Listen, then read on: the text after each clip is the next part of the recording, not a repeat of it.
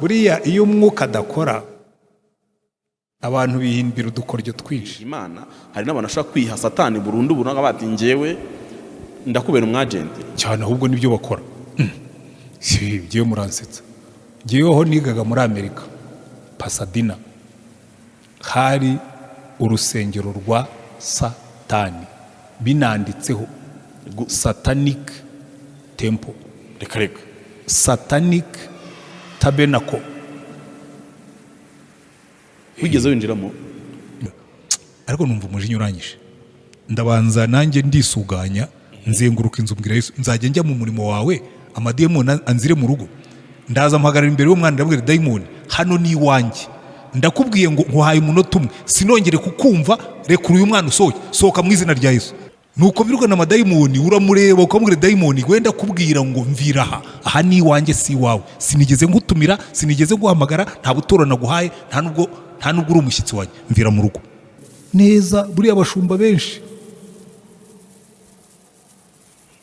baviriye mu nda, barumye buriya mubona wegenda, buriya Satani ashobora kugira gutya agahirika ukabona umuntu yaguye ntumenye uko byagenze. Dufite abasenyeri b'abateolojiye, abapasitori b'abateolojiye, abapostoruzi b'abateolojiye bafite PhDs muri teoloji b'abatinganyi, babishakira ibisobanuro. Ntabwo byantangaza kubwira ngo umuntu ngo afite doktora muri teoloji, ntabwo bivuga ko ari biblique.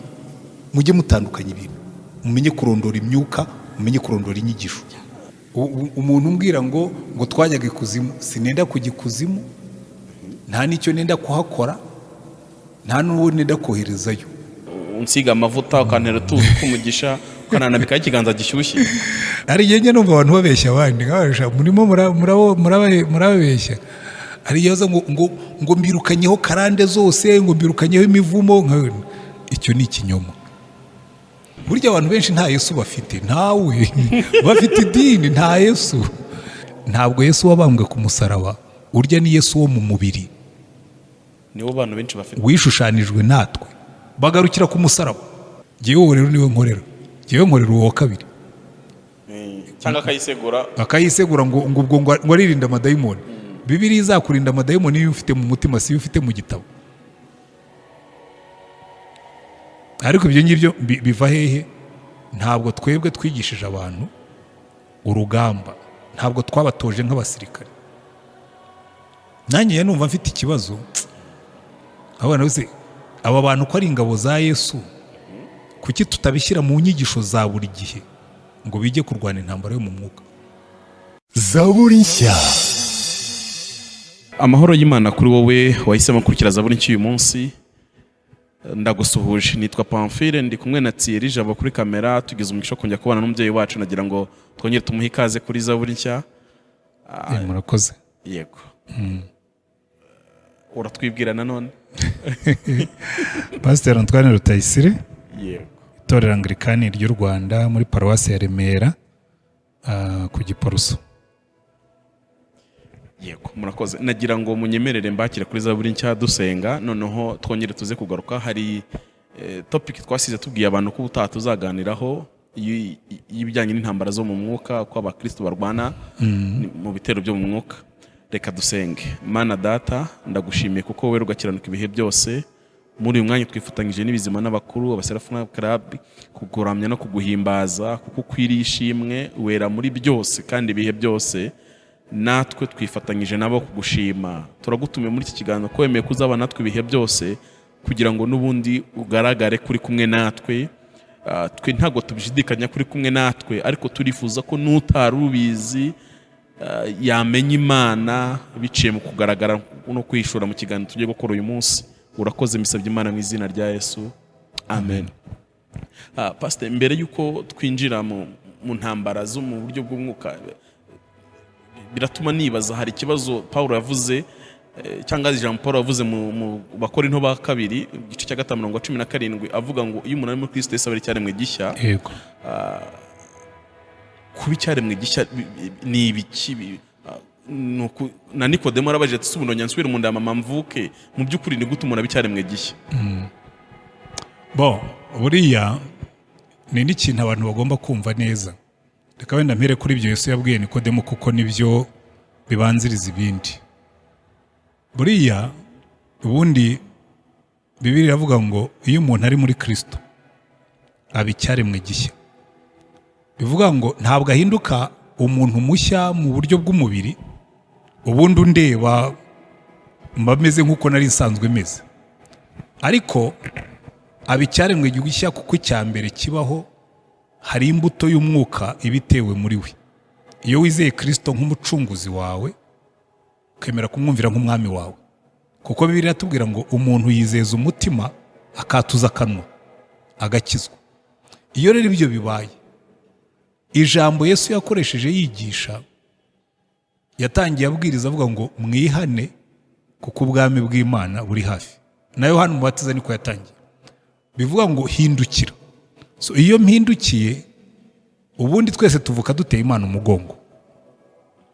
Kubwo gutera Imana umugongo dutekereza bitandukanye n'iby'Imana, tugakora ibitandukanye n'iby'Imana, n'imibanire yacu ikaba itandukanye n'iyabo mu bwami bw'Imana. Ariko iyo mpindukiye nkareba Imana, ntangira guhinduka, nkatekereza nk'umuntu w'Imana, nkakora nk'umuntu w'Imana, nkabana n'abandi nk'umuntu w'Imana, mbese nkaba icyaremwe gishya. Wa wundi wajya kubona asinda, asambana, arwana, ukajya bose uriya ni wa wundi twajyaga tubona, ko tubona se atakibikora, yabaye icyaremwe gishya. Nicyo bivuga. Umuntu wabaye icyaremwe gishya arabimenya ku giti cye n'abantu bakabimenya, cyangwa ni ibintu bikorwa gutyo n'umwuka tutamenya? Oya, ubundi wihannye ntubimenye. Ese mbwiza ukuri, ubu naba mfite ibintu najyaga nkora hanyuma simenye ko nabiretse. Naba mfite ibintu abantu bari banziho, abaturanyi ntibamenye ko ntakibikora. Iyo ubaye icyaremwe gishya bigomba kugaragara, wowe ukabyimenyaho n'abandi bakabikumenyaho. Ntabwo waba icyaremwe gishya ngo biyoberane. Reka wenda nk'uwe nk'urugero njya nkunda gukoresha ikinyabwoya, urakizi? Yego. Icyo bita caterpillar mu Cyongereza. Kijya muri kokunu, mu kantu kameze nk'ipamba, hakavamo ikinyugunyugu. Burya ibinyugunyugu biva mu binyabwoya. Icyo ni icyaremwe gishya. So, ikinyabwoya gihanda kigenda gikururuka hasi kikavamo ikinyugunyugu kiguruka kandi gifite amabara meza. N'umuntu wakijwe nuko amera, ava mu bunyabwoya, akava mu guhandana, akava mu kugenda kururinda hasi, akaguruka akajya ku rundi rwego. Nuko bimera. None se buriya uhuye n'ikinyabwoya wananirwa kugitandukanya n'ikinyugunyugu? Biratandukanye. N'ibindi niko bimeze. Kinakubeka cyahoze ari cyo ntabwo wabyemera. Kimwe cyakuriye ejo kikubwiye ati ninjye duhuye ariko mbabarire burya narakuriye ndiruka. Exactly. Byakugora kubyemera cyane. Hanyuma iyo dukijijwe ubwo dutandukana gute n'imiryango yacu? Ese tugomba guhita tuyishyira hariya twaba tumwego n'abapagani ntabwo tugomba kubagendamo? Iryo ni ikosa ry'abakristo, si n'abapagani gusa, si n'imiryango gusa. Abakristo benshi twabishe mu mutwe mu itorero, ndanabikwereka. Umukristo aragenda akaba ni umukobwa, avuka mu muryango, reka tuvuge w'Agaturika. Yego. Hanyuma akaba uwo mu itorero runaka, akazajya gusabwa no murokore mugenzi we, tukaza tugatanga amabwiriza mu rugo ngo rero ngo wa mukobwa we ngo baso wanyu ntibagomba kugira ijambo muri ubu bukwe. Ubu ni ubukwe bwera. Ngo ni ubukwe bwera. Ibyo bintu mukora. Twebwe rero buriya hari ikintu cya Yesu twishe. Yesu yaratubwiye ngo muzaba umunyu w'isi. Ntabwo umunyu ujya uryoha utari mu biryo. Yego. Nta n'ibiryo bijya biryoha bitarimo umunyu. Twebwe rero isi twarayitaruye. Iyo umuntu akijijwe aravuga ati mwe ntukiri data n'uriya pasitori. Erega hari abana bajya babivuga. Umwana agatinyuka akabwira se ngo ubu ntukiri data, ngo papa n'uriya. Uratinyuka ukabivuga? Barabivuga ngo bugiyewe ngo umuryango wanjye ngo ni bene data dufatanije gusenga. Iryo ni ikosa rikomeye cyane. Ntabwo tuzigera turyohera isi twayivuyemo. Umunyu wavuye mu biryo urasharira. Yego. Uzagerageze kurya umunyu uri wonyine. Wenda ushobora kurya gakeya ushyira ku rurimi, ariko ntabwo warya urushyi rwuzuye. Oya. N'isukari yuzuye urushyi uretse abana nibo bayirya, ariko uri umuntu mukuru yagutera iseseme. icyo rero ni ikibazo. ubwo tugomba gukizwa tukabagumana nabo. None nk'iyo bari mu mihango, hari imihango runaka bakora benshi icyo nendaga kukigeraho. Niba nakijijwe mukaba munywa inzoga, nzabubaha mwinywera inzoga zanyu ariko ni kuzinywa. Niba mugiye kubandwa no guterekera, nzabwira n'icyakora mu mbabarire ibijye sindi bubikore. Ubundi nibo bagomba kutwanga, si twe tugomba kubanga, kuko ninaga kubikora bazanyanga, bashobora no kunyirukana. Icyo gihe nzagenda. Niyo mpamvu hari ahantu Bibiliya ivuga ngo niba warashakanye n'umuntu utizera akemera ko mugumana, mugumane, ariko nabyanga akakwirukana ugende, kubera ko wakijijwe. kubera ko wakijijwe. Ibyo ngibyo hari n'abana bamwe azavuga ati jye sinywa inzoga, jye sindi bubandwe, sindi buterekere, sindi bujye muri ibi ngibi, bamwirukane. Icyo gihe uragenda, ariko si wowe wibwiriza ngo uvuge ngo ndabanze, kuko hariho n'ikosa dukora. Hari umuntu ukizwa akakubwira ati wacu bajya baraguza bagaterekera, sinahaba, amadayimoni yanjyaho. Yego. Mwigeze mubona urumuri ruhunga umwijima, cyangwa umwijima niwe uhunga urumuri? Iyo urumuri rwinjiye mu mwijima, umwijima niwe ugenda. Yego.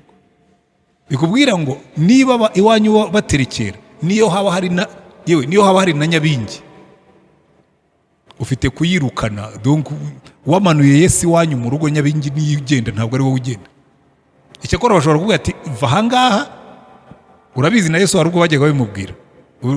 Hari ahantu yigeze kujya abwira abadayimoni ati mungire muri ziriya ngurube muzi. Kubera iki? Abayisiraheli ntibari bemerewe kuragira ingurube. Araza ati se uretse no kugira amadayimoni mufite n'ingurube? Reka ibuye rimwe n'igicisha inyoni ebyiri. Abantu baraje baramuhendahenda, tubabarire utuvire mu murwa, izi mbaraga uzanye zirimo zirateza igihombo. Hari abantu rero ushobora kuba ufite ababyeyi bafite nk'amahembe, watangira gusenga amahembe ntakore, abaye ati tubabarire utuvire ahangaha, urimo urateza ibihombo. Ibyo rwose biremewe. Ariko ikibazo kirimo, ntabwo twigeze twigisha abakristo guhangana na bene ubwo buzima, ngo yumve ko ashobora kubana n'abantu bafite amahembe akabarusha imbaraga mu rugo cyane. Iyo turebye mu nyigisho za Yesu, duhereye kuri uyu umusore umwe ngo yigeze yirukanamo abadayimoni, abagishwa bamaze ngo kuki twe yari yatunaniye, asa nk'uwaberetse ko abadayimoni bagira inzego barutana, harimo ubushobozi. Ariko n'ubundi n'abadayimoni bararutana mu nzego. Ubwo niba barutana, iwacu akaba bafite ibidayimoni bikomeye bifite imbaraga, umukristo ugikizwa ukiri umwana mu gakiza, nibyo koko ni umuriro, azahangana nabyo. Oya, yewe reka nkubwire ikintu cyiza nuko agatonyanga k'umwuka kinjiye mu mukristo, abatarakura ngo arengerwe. Ariko umugisha dufite nuko uwo twakira ni Yesu, kandi Yesu aza yuzuye. Ahubwo ikibazo kibamo nuko ntabwo tujya twigisha abakristo kurwana n'iyo myuka. Niyo yaba ari umwana mu gakiza, reka nkubwize ukuri, umwana w'intare aba ari intare. Yego. Sibyo? Umwana w'intare aba ari intare. Wenda ashobora kutagenda ngo yifatire imbogo ayirye, ariko umwana w'intare aba ari intare. Umukristo wavutse uyu munsi nawe ntabwo yabyibashisha, ariko twamushyigikira. Icyo nzi ni kimwe, nta muntu ushobora kugukuramo agakiza niyo yaba afite amahembe. Ntabwo amahembe yaza ngo yirukane Yesu muri wowe, cyakora ashobora kugutera ubwoba.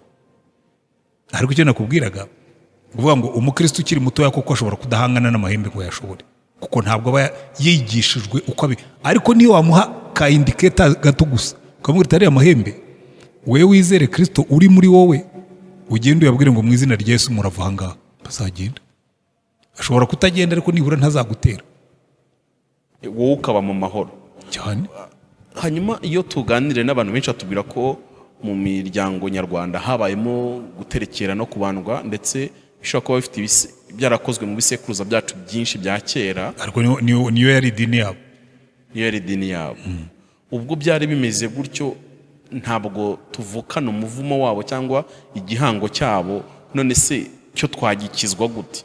Oya, buriya nabyo ubwo tugiye kugaruka muri bya bindi bya karande, ngo byuko ngo basogokuruza babandwaga bagaterekera na Aburahamu bavuye Uru y'Abakaludaya, kandi Yosuwa yabwiye Abisirayeli ngo niba za mana basogokuruza basengaga bakiri Uru y'Abakaludaya arizo muzakorera, mugende mujye kuzikorera. Imivumo ikurwaho n'iki? No kwinjira mu muryango w'Imana y'umugisha. Imivumo yacu yose ituvaho iyo twakiriye Kristo nk'umucunguzi n'umwami. Ahubwo ikibazo kibamo, abakristo benshi batajya babona, hari igihe tuvayo imitekerereze yaho ntituvemo, ubwoba bwaho ntibutuvemo, imyumvire yaho ntituvemo, bikadukurikira. Kuko barega umva Pamfi, buriya uhinduka icyaremwe gishya ni urugendo rurerure. Ni urugendo rurerure kuko tugomba guhinduka icyaremwe gishya kuri buri kintu. Njye mbona, reka nk'uhe nk'urugero, njya numva abantu bigisha ngo hari abantu ngo baza ngo bakinjira mu rusengero ngo bafite ibirozi ngo bakaza ngo bagasinziriza abantu. Ariko njyewe ibyo bintu rwose muranshimisha cyane.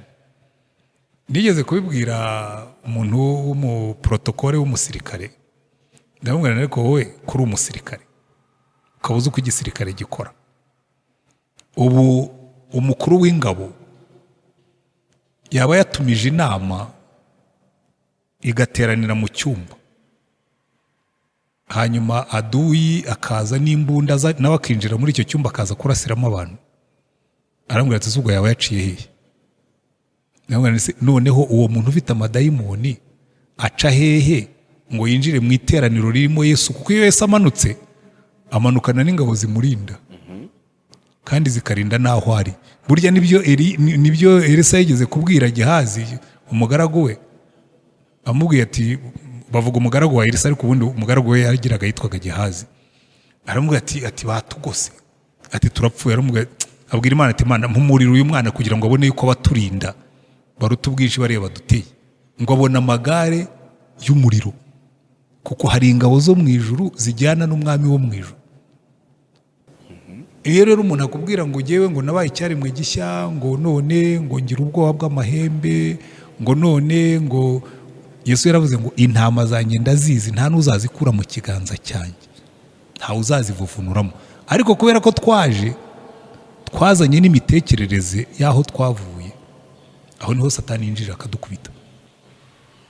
Ni ukuvuga ko tukijya muri Kristo tukaba ibyaremwe bishya, tuba dutandukanye na karande n'imivumo mu muryango.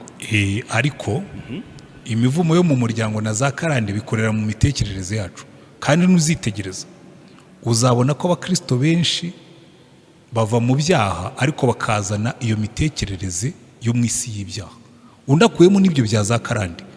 Ariko ubu ntabwo ujya ubona abakristo basambana cyane, ntabwo se ujya ubona abakristo babesikoro bambura, ntabwo se ujya ubona abakristo babeshya. Birakubwira ngo uyu muntu nubwo akubwira ngo yavuyeyo, ariko ntabwo yasize ibiziriko by'iyo ngiyo, biracyamuriho.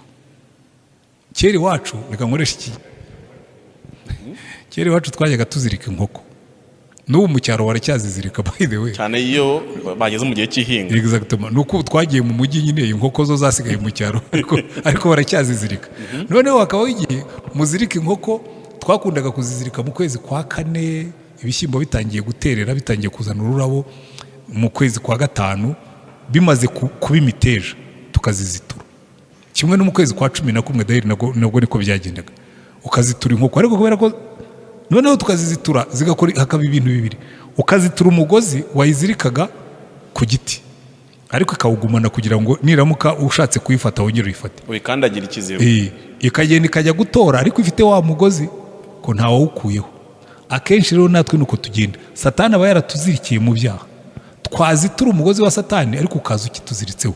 Uzirikiye hehe? Mu mitekerereze yacu, mu myumvire yacu, mu byo dukunda, mu byo dutinya, tukabizana. noneho aho satani ashakiye agakandagira wa mugozi akagukurura ukagaruka. Wari umusambanyi uvuyeyo ntiwaca wa mugozi, kandagira wa mugozi ukagaruka. Wakundaga kunywa inzoga akandagira wa mugozi agakurura ukagaruka. Icyo ni ikibazo gikomeye. None uyu mugozi ufashe ku kaguru umuntu yawuzitura ati? Ntabwo uriya mugozi ufata ku kaguru kundi. Niyo mpamvu Pawulo yandikiye Abaroma mu gice cya 12 yarabwiye ngo mube muhindutse rwose mu mitekerereze yanyu, be transformed in your mind. Kuko imitekerereze yanjye shobora kuza nkabatizwa, sibyo? Ariko nari umuhehesi w'umusambanyi. Habona inkumi, nturabibona se? Kabona umukristo inkumi irinjiye ukabona atangiye ukabona pen yagiye, ukabona yagiye. Birakubwira iki? Birakubwira ngo satani yamukomanze. Atariko se nubwo wagiye gusenga ubuse hariya ntacyo bikubwiye. Yanyura imbere y'akabari akumva muri we hari akantu karehareha, rimwe na rimwe akongera ukabona yasubiyeyo. Niba yakundaga ifaranga same ugasanga nuko bimeze. Rero bikubwira ngo iyo umaze kuba icyaremwe gishya, mbivuga ngo iyo wakiriye Kristo nk'umucunguzi n'umwami, ugomba gutangira gusimbura iyo kamere ya kera ukayisimbuza imitekerereze mishya yo muri Kristo. Icyo rero nicyo kenshi tutigishije abantu, icyo nicyo kenshi abantu batagenderamo. Njya mbona umuntu akambwira ati maze imyaka 20 nkizwa, atari ko mfite ikibazo, ati ndasambana. Umbwira ute ko maze imyaka 20 ukizwa ugisambana? Ako kageso ntiyigeze aca umugozi wako. Aho ntibyaba bitewe n'izi mvugo zagiye zibaho kera ngo ntungane bwira 17 turacyari mu isi, turi mu rugamba, ntago turageraho satani atarasa imyambi. Oya. Biterwa n'ibintu byinshi. Icya mbere biterwa n'imyigishirize yacu, natwe turajenjeka. Icya kabiri biterwa no kutuzura umwuka ngo tumureke adutegeke. Erega burya Pamfili mubwire, burya abantu benshi nta Yesu bafite, ntawe bafite idini nta Yesu. Dore gensigaye indwara zose zisigaye zivuza umutumwa. Indwara z'ibyaha zivurwa no kumenya Yesu muzima. Kuko buriya ntabwo abadayimoni bazagutinya wowe, ariko bazatinya Yesu kugendana nawe. Iga kugendana na Yesu muzima. Nujya gukora ibyaha wibuke ko akureba. Abantu benshi nta Yesu bafite. Yesu muzima atandukaniye na Yesu wabambwe. Oya, Yesu yarabambwe arapfa, arahambwa, ku munsi wa gatatu arazuka, ubu yicaye iburyo bw'Imana Data atureba adusabira. Baratandukanye cyane. Yesu wo ku musaraba atandukanye na Yesu no. Uzarebe Yohana mu byahishuwe hari ahantu ngo ku munsi w'umwami wacu nari ndi mu mwuka, ngo numva ijwi rinturutse inyuma, ngo ahindukiye yikubita hasi. Noneho ngo Yesu amufata aramubwira ngo erega ngo humura, ngo nari narapfuye none ndi muzima, nijye ufite imfunguzo z'urupfu n'izikuzimu. Yesu Yohana yaryamye ku gituza, yamubonye mu cyubahiro cye yikubita hasi. Kandi imbere ye mwigaraguraga uko ubundi yajyaga muryama ku gituza, ariko aje aravuga ati ko atari wa wundi. Ntabwo Yesu wabambwe ku musaraba, urya ni Yesu wo mu mubiri. Niwo bantu benshi bafite wishushanijwe natwe, bagarukira ku musaraba. Abantu benshi bagarukiye ku musaraba, ntabwo barenze ngo babone Yesu wazutse wicaye iburyo bw'Imana Data tureba kandi adusabira. Jyewe rero niwe nkorera, jyewe nkorera uwo kabiri. Uwapfuye akazuka. Uwanjye yarapfuye arazuka, ni muzima. Sibyo? Ibyo yankoreye ku musaraba binyeza ibyaha. Amaraso yamennye ku musaraba ankuraho urubanza rw'ibyaha. Uwo ni Yesu umucunguzi wanjye. Yego. Ugomba gutera intambwe noneho ukagendana na Yesu umwami wawe. Uwo ni utera satani ubwoba, niwe wamunesheje. Azuka mutwaye imfunguzo z'urupfu n'izikuzimu. Hano konga ikibazo rero gifitwe mu itorero uyu munsi, benshi bagira Yesu nk'umucunguzi, bamugira nk'umwami. Exactly. Abantu benshi bazi Yesu w'umucunguzi, ntibazi Yesu w'umwami. Kuko uzi ko Yesu ari umwami wawe, hari ibyo utinya gukora. Ukavuga nakora n'ibintu nk'ibi umwami wanjye ndeba.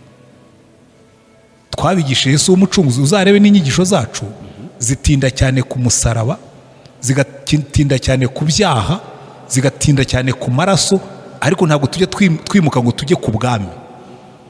Ujye mu bwami bwa Yesu, abo umwami w'ubuzima bwawe.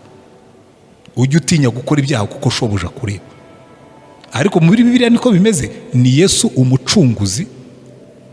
Buriya Yesu w'umucunguzi kubw'ubuntu bwe ankura mu byaha, ariko ikimpa kuba dinamike, ikimpa kuba umunyembaraga ni Yesu umwami dukorana, nkamukorera, nkamwumvira, nkamwubaha, nkatinya gukora ibyaha kuko ndeba. Icyo rero umukristo uzabyumva azanesha. Birakomeye.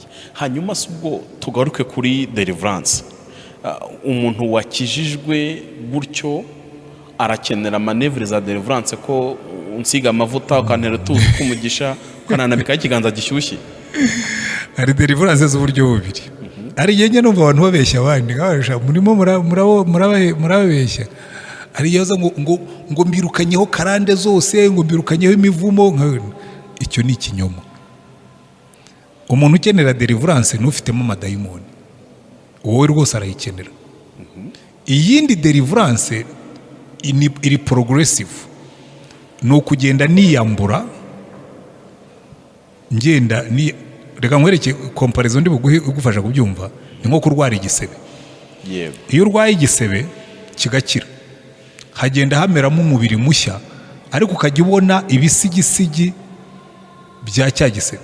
Yego. Bikagenda uko haza selule nshya zikagenda zisunika za zindi za kera, kugeza iyo uzabona umubiri warasubiranye.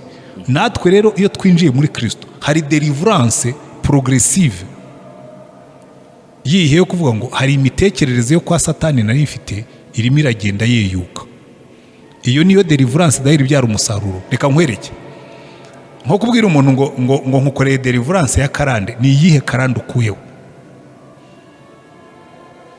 Ni iyihe? Kuko hari na karande nziza, hari imico myiza narazwe n'ababyeyi, ariko hari n'imico mibi ishobora kuba nzanye. Ubundi wirukana karande mbi, kandi izo ntizikurwaho nuko bivuze, zikurwaho nuko mpindura imitekerereze yanjye.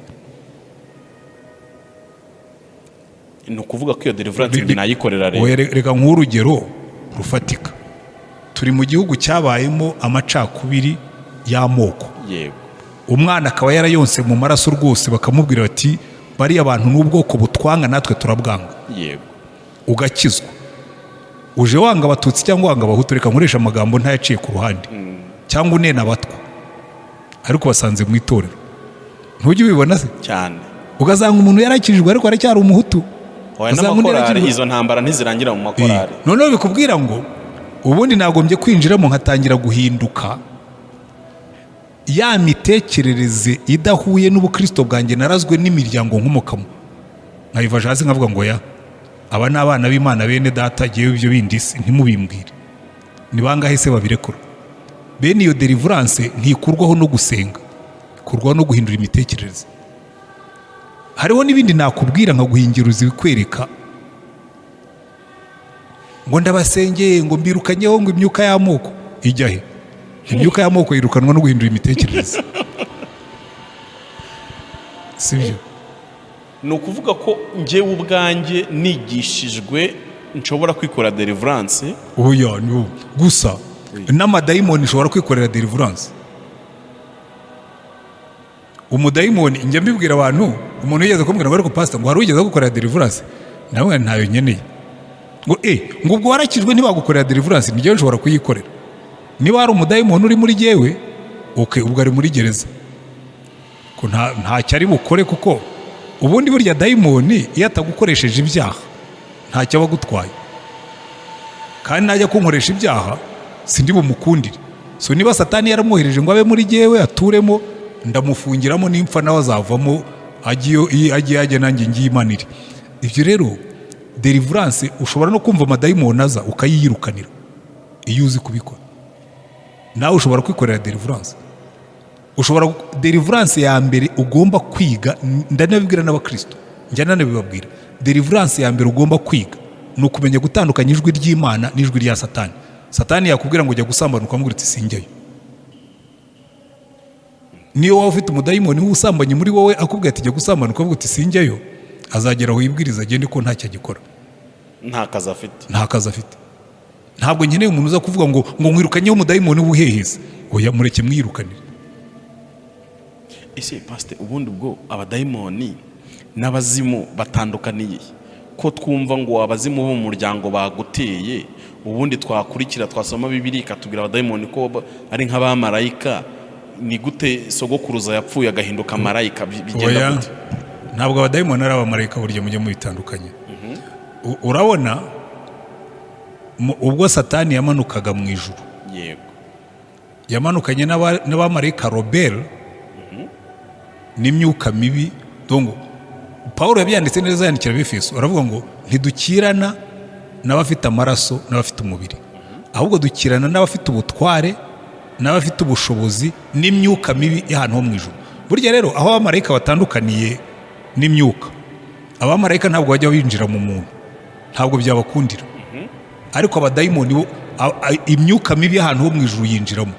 Rero abamarayika baguma muri urwo rwego rw'abafite ubutware n'abafite ubushobozi. Ndaguha urugero rugufasha kubyumva. Mu gitabo cya Daniyeli, ubwo Gaburiyeli yazaga kumusubiza, yaramubwiye ngo Daniyeli ukundwa, ngo ugitangira gusenga ngo warashubijwe, ngo ariko umutware w'ubwami bw'Ubuperesi agumya kumbuza. Bivuga ngo uyu nguyu ari ku rwego rumwe na marayika Gaburiyeli, ni umumarayika, ngo kugeza igihe Mikayeli wa marayika ukomeye yaje kuntabara. So bikubwira ngo muri hierarchy za Satani habamo abafite ubutware, abafite ubushobozi. Akenshi urebye abo mu rwego rw'abamarayika babi, hakaba n'imyuka mibi iyo yinjira mu bantu, kuko imyuka yo yinjira mu bantu, ntabwo marayika yinjira mu muntu. Ubwo iyo myuka ni y'abantu bapfuye n'ubundi ishaka. Oya, ibyo ngibyo buriya Satani yabeshya abantu. Jewe nyambibwira abantu mwabwe, ariko muzitonde. Hari abantu bakubwira ngo abazimu ngo ni imyuka y'abasogokuruza, ahubwo no, Bibiliya iri clear ngo abapfuye nta ruhare baba bagifite mu isi y'abazimu.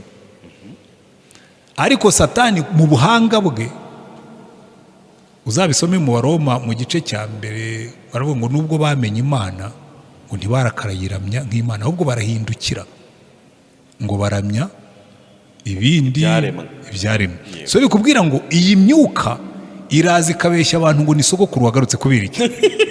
Kubera ko biroroshye cyane cyuko azavuga ati mwanyimye inzoga yanjye. Uzumvira n'umuntu urimo, ntabwo bavuga ijwi mwanyimye inzoga yanjye, bakabatisha uyu ni sekuru koko yakundaga inzoga. Kubera iki? Uwo mudayimoni sekuru yari amuzi, kuko abadayimoni babaye ku isi kuva natwe tutaranahaza. Bazi imico ya sogokuru wawe, bazi n'ibyo yakundaga n'ibyo yavugaga, bashobora kumwigana bati ni sogokuru. Reka nkwereke ibintu bibiri bikwereka ko atari sogokuru. Icya mbere, Bibiliya iratubwira ngo bapfuye nta ruhare baba bagifite mu by'abazimu. Icya kabiri, iby'abazimu bakora. Umugabo witwa John Mbiti yanditse igitabo cyitwa African Traditional Religion, amadini gakondo ya Kinyafurika. Ibyo yandika ku bazimu, aravuga ngo abazimu ngo nta muntu ujya, ngo nubwo bavuga ngo ni imyuka y'abasekuruza, ngo nta muntu ujya wifuza ko baza kumugenderera. Siko bimeze? Yego. Ninde utakwifuza ko sekuru aza ngo baganire? So bikwereka ngo harimo ikindi kintu. Akavuga ngo kandi ikindi cya kabiri, ngo niyo bagiye ngo ntawe ujya babwira ngo muzadusuhurize abakurambere bandi bari iyo ngiyo mu bana mu badutahiriza. Ngo kandi muri Afurika ubundi niko bigenda. Ngewe nongeraho icya gatatu, ubundi nta mubyeyi wica abana. Ntabwo sogokuru yagaruka aje guta umwuzukuru mu muriro. Ntabwo sogokuru yagaruka aje kunyicira inka. Ubundi umubyeyi yahesha abana umugisha, ntabwo bazanira umuvumo. Biriya rero kugira ngo uwica akiba akarimbura ni Satani. Arya ni amadayimoni yishushanije. Uribuka mu gihe cya Ahabu, Imana yaroje ngo ariko ninde wazagenda agatera Ahabu akamushukashuka? Ngo nuko ngo imyuka y'ibinyoma, umwuka w'ibinyoma aravuga ati nzagenda mu gushukashukira. Ni ibyo ngibyo. Araza akatubeshya ngo ni sogokuru, ariko ni umwuka w'ibinyoma, ni umudayimoni.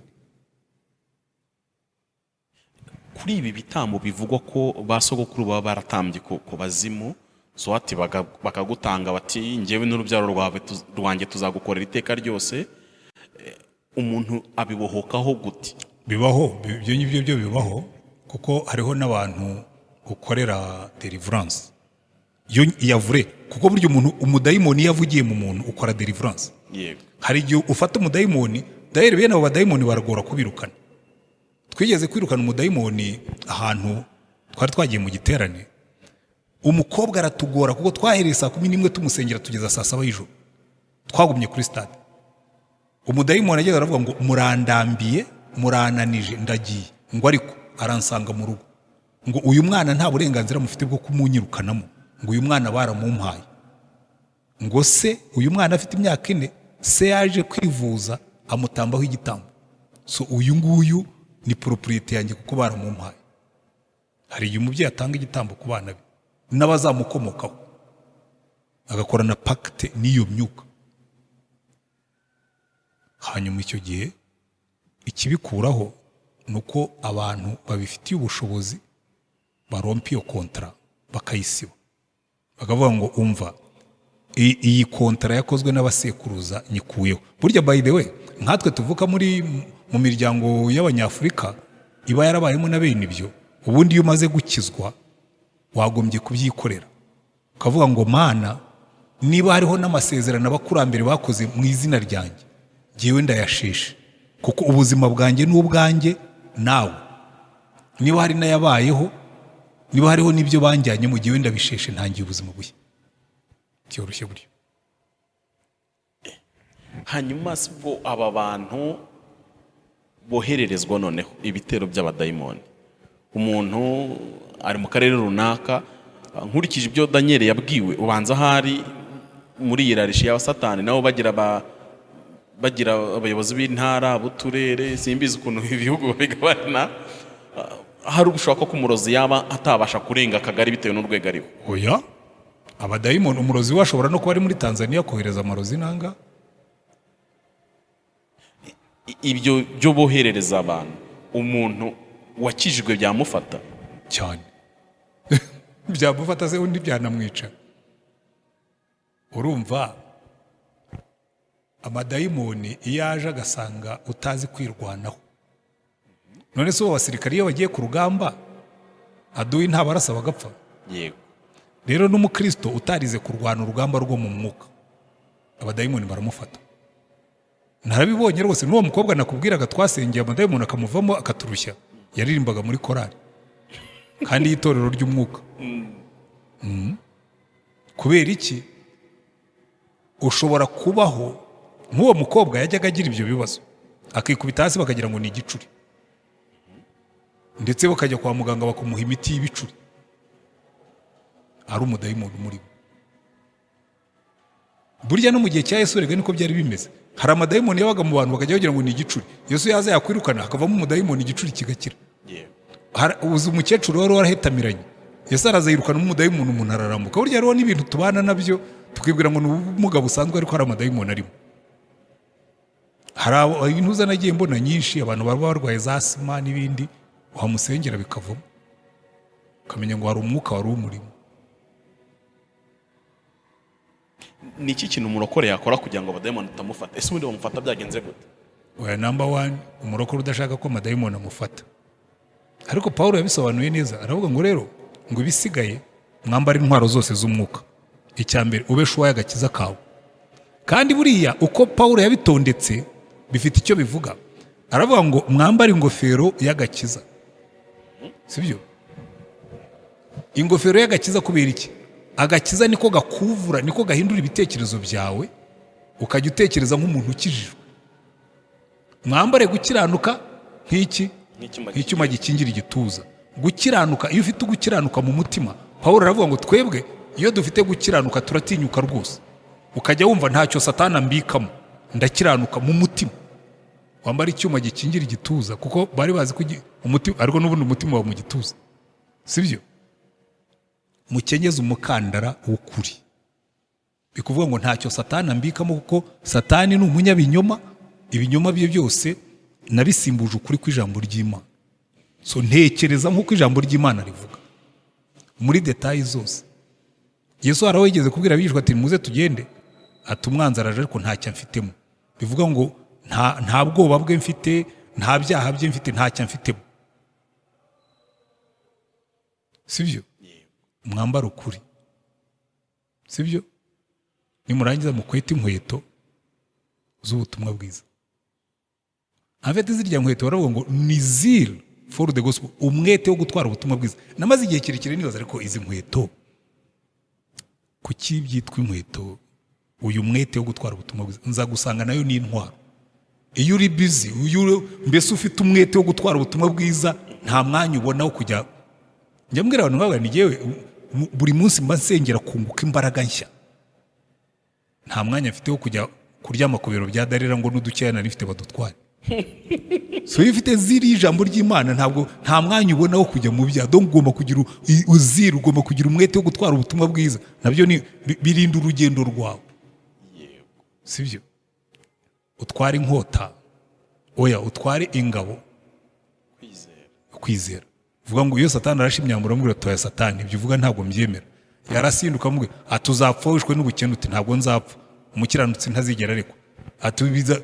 Donc ukagira kwizera gutuma uhangana n'iryo terabwoba rya Satani, ukaba wambaye neza. Warangiza ugatwara inkota y'umwuka ariyo jambo ry'Imana.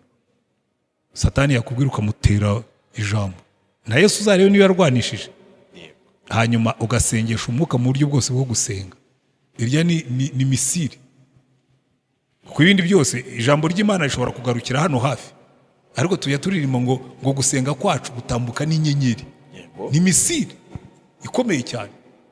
Nshobora kwicara hano nkasengera umuntu uri muri Amerika agakizwa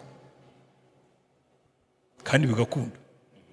Bivuze ko hari umukobwa wajyaga baterereza amadahimoni, akampamagara. Yari ahantu mu karere hirya muri za, ngira ngo ubu ni mu karere ka, oya ntabwo ari muri Kirehe, ni muri Kayonza, hirya za Kabarondiyo. Bamwe baza ati noneho byaje, ati n'inzoka yitendetse kuri mustikeri. Nkabwira ni shyira telefone yawe muri hoparere nkwirukanira umudayimoni. Nkasenga nkirukana umudayimoni, nibereye i Kigali nkirukana umudayimoni ikabarona. Bitendetse kuri Supanet inzoka, nyanzoka. Eriko ibyo mugira ngo n'urwenya, hari abantu bakubwira ngo yangwa ibyo ntibibaho. Nkabwira ariko se mwemera Bibiliya? Abakonikoni bo mu gihe cya Mose bakubise inkoni hasi zihinduka inzoka. Dayimoni se araho yagiye. Abantu bakubwira ngo ngo ibyo bivuga ngo amadayimoni ngo yavugiye mu nzoka ngo ntibibaho. Nkabwira se niba umudayimoni ashobora kujya mu ngurube zikiroha mu mazi, kuki atajya mu nzoka? None se niba umudayimoni avugira mu muntu, kuki atavugira mu nzoka? Simple, n'inzoka ishobora kuvuga. Biba byagenze gute kugira ngo uyu Mukristo, Pastor byaranantunguye kubona abanyamwuka ariko nabo abadayimoni nabo barabafata nyine. Biba byagenze gute? Ni iki cyo cyavuyeho kugira ngo umudayimoni oya reka nkubwire, uzi umuntu ashobora guhagararanya izi ntwaro zose ariko atarize kuzirwanisha. Satani akaza akazimukubitana ari ureba. Zose azifite. Ziriya zose rwose yambaye neza ahagaze, ariko akaba atazi kuzirwanisha. Satani akaza akakubwira turapfuye, uti koko ndapfuye. Umudayimoni akaza ati waguterereje amahembe utubwo aranyica. Aho guhagarara ngo yabwira, burya uzi ko umuntu ashobora guhagarara, Mana ntabara, urabona. Oya, ubundi Imana yatubwiye ngo mwirukane Satani, murwanye Satani azabahuma. Hagarara ubwire Satani ngo dayimoni mu izina rya Yesu, ndakubwira ngo waraneshejwe, mviraho. Hari amasengesho yo kwirukana abadayimoni atandukanye n'amasengesho yo gushima Imana. Umudayimoni azagutera utangire gushima Imana ishobora byose. Ntabwo bikora. Uko bigenda bite? Oya, Satani ababiza bata uyu nguyu ntabwo azi kurwanisha intwaro ze, mu mukubite kuko arakumva gusenga bati uyu nguyu ntabwo azi kurwana. Azi gusenga ariko ntazi kurwanisha intwaro y'amasengesho. Afite Bibiliya ariko ntabwo azi kuyirwanisha cyane. Njya mbibona rwose, reka nkubwize ukuri. Uzafate nk'abantu batigeze baba ahantu birukana amadayimoni, ashobora kuza afite PhD muri teoloji, azi Bibiliya ariko akaba atakwirukanira n'umudayimoni w'akana. Kubera iki? Yize byinshi ariko ibyo ntiyabyize. Kuvuga ngo intambara y'umuntu, reka nk'uru urundi rugero. Umuntu ashobora gukora mu ruganda rukora imbunda, wamushyira kuri front line ngo arwane agatsino, ko wazi gukora imbunda ariko ntazi kuzirwanisha. N'abakristo benshi nuko bameze. Reka nkubwire Pamfi, buri ikibazo dufite ni inyigisho zo mu rusengero. Ubundi wowe wigeze wumva pastor yigisha ku ntambara yo mu mwuka? Oya. hari umupasitori wari wabona atoza abakristo ngo babwire ati iyo umudayimoni yaje dore uko tubigenza.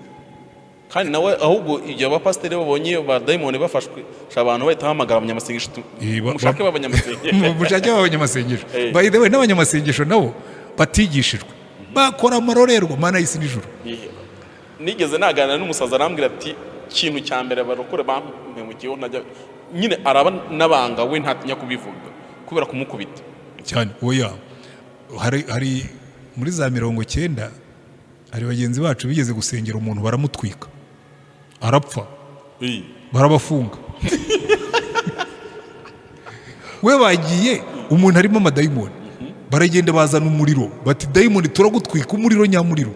Umuntu baraza bamuhondagura za Bibiliya bamwuka imyotsi n'icyo arapfa. Real story. Nakubwira n'amazina yabo nuko turi kuri kamera. Ubwo bo niba byumva bazabimenya ko hari nubwo tujya tubyibukiranye tukabiseka. Kubera iki n'ubuswa n'ubujiji n'ukutamenya n'ukutigishwa. Kandi n'ubu baracyabikora. Urabona umuntu harimo amadayimoni abantu kazana Bibiliya agahondagura bakagira abandi bakagenda bagafata Bibiliya bakayiraza munsi y'umusego. Cyangwa akayisegura ngo ubwo ngo aririnda amadayimoni. Bibiliya izakurinda amadayimoni iyo ufite mu mutima si ufite mu gitabo. Ariko ibyo ngibyo biva hehe? Ntabwo twebwe twigishije abantu urugamba, ntabwo twabatoje nk'abasirikare. Nanjye numva mfite ikibazo. Ndumva muri Bible study nigeze kwigisha intambara yo mu mwuka ariko ni nka kera. Abana bose aba bantu ko ari ingabo za Yesu, kuki tutabishyira mu nyigisho za buri gihe ngo bijye kurwana intambara yo mu mwuka? Menya dukwiye gushyiraho amashuri y'intambara yo mu mwuka abantu bakabimenya. Nabyo bigahoraho. Uzareba abasirikare baratozwa buri gihe nubwo baba barabyize ariko bahora mu makosa. Ntabwo arangira. Uyu mukristo wisanze abadayimoni bamaze kumufata cyangwa bafasha abantu bi, we akora iki? Urabirukana. Ubwo butware bwo kubirukana bufanye. Iwanye nigeze kugira umusore kandi yari umurokore. Ndi hano ku rusengero baramugara barambwira bati hano hari amadayimoni itabara. Nkagira ngo yafashe umwana wo mu rugo ariko nawe yari umwana wo mu rugo ko yari umukozi. Nagiye uwo mukozi yari afite izina rimwe n'iry'umuhungu wacu, umwe mu bahungu bacu. Natse imodoka nagiye ntakoze amapine hasi. Ndagenda ngezeyo nsanga n'uwo mukozi. Ariko nsanga kubera ko yari umurokore nsanga arimo ararwana nabyo. Byamunize neza byangushyize hasi. ngo uraniga ariko ntabwo uri bunyice, ngo uravamo ngo uraniga ariko ntabwo uri bunshobore. Naho umuhungu ashobora kwirwanirira ariko numva umujinya uranyishe. Ndabanza nanjye ndisuganya nzenguruka inzu mbwira Yesu nzajya njya mu murimo wawe amadayimoni anzire mu rugo. Ndaza mpagarara imbere y'umwana ndabwira dayimoni hano ni iwanjye, ndakubwiye ngo nguhaye umunota umwe sinongere kukumva, reka uyu mwana sohoka mu izina rya Yesu. Nagiye kongera gutunga urutoki mbona umuhungu arahagurutse. Ko dayimoni agomba kunyumvira mu izina rya Yesu. Nuko birukana amadayimoni uramureba ukamubwira dayimoni wenda kubwira ngo mvira aha ni iwanjye si iwawe, sinigeze ngutumira, sinigeze guhamagara, nta butoro naguhaye, nta nubwo uri umushyitsi wanjye, mvira mu rugo, va ugende, sohoka muri uwo muntu. Kandi abadayimoni baragenda. Siko Yesu yabigenzaga se? Icyo kibazo ntona ningeze niko Yesu yabigenzaga, niko wabigenje birakunda. Ubwo butware buvaye ni level yo gukizwa umuntu abagezeho, ni imbaraga umwuka wera guha zidasanzwe, bigenda gute? Ushobora no gukizwa uyu munsi ukagira kwizera kwirukana abadayimoni. Upfa kumenya ibyo wishingikirijeho, ukamenya ngo umwami wacu yani. By the way, burya bijya byoroha cyane iyo wicaye ukubanza ukigisha dayimoni, ukabanza ukamwibutsa ukamwira ngo Satani ndakubwira uru rugamba wararutsinzwe, urabizi ku musaraba umwami wacu yarakunesheje, yaramanutse na shobuja ikuzimu, yamwambuye imfunguzo z'ikuzimu, amaraso ya Yesu yaradutwikiriye, ntabwo kidufite ubutware. None ndakubwira mpagaze muri ubwo butware twahawe n'umwami wacu, ndagutegetse ngo vamo. Arubwo ashobora kubanza akivamvaza kabata ati nananiye benshi, ukavuga toke fine uragumamo ariko urashya, ndakomeza mbikwibutse kugeza igihe uri buviremo. Uzi ko harimo n'amadayimoni ashobora kumara umwaka yaranze kugenda cyane. Ati iyo cyane hari umukobwa abarokore bigeze umuhungu umwe yaramutwaye rwose akajya namugendana. Yaravuze ati umva Satani wavuze ko utazamuvamo, turabizi urimo, nanjye mfashe icyemezo ko ntazareka kumusengera, ninjya no mu giterane nzajya mutwara kugeza igihe uzaviramo. Akajya amujyana aho bagiye mu giterane, abarokore bakarara bamusengera.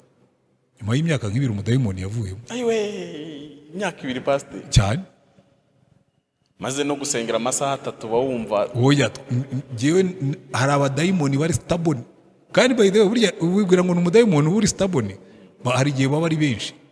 Baba nibo mu ngurube ngo bari ingabo. Bumwe bukagenda buvamo hakazasigaramo shefu. Kavuga ati kame mu musirikare mukuru arwana inkundura. Burya ariko icyangombwa no kumenya ko twe dufite ubutwari. Mugani Dawidi niyo wibajije muri Zaburi 8 ngo umuntu ni iki, umuntu angana gute ku buryo uriya mugabo Yesu yirukanyemo abadayimoni bakajya mu ngurube ngo yarafitemo Giyoni zinga. Oya yarafitemo Legiyoni. Ngo Legiyoni y'abadayimoni. 6,000 cyane. Ariko nawe wibuka imbaraga yagiraga, bamuzirikaga iminyururu akayikata. Nese pastor ukubitanye n'umuntu hari igihe abahanuzi mu materaniro bya ko bati mbonye ufitemo abadayimoni 5. Uriya mugabo wari ufite abadayimoni 6,000. Oya wano uriya ari bo bashobora kuba barimo 5, ariko hariho n'abafeke. Hari igihe umuntu aguye ati hari umudamu twigeze kuzamukana muhari ufite imvuye hano hepfo.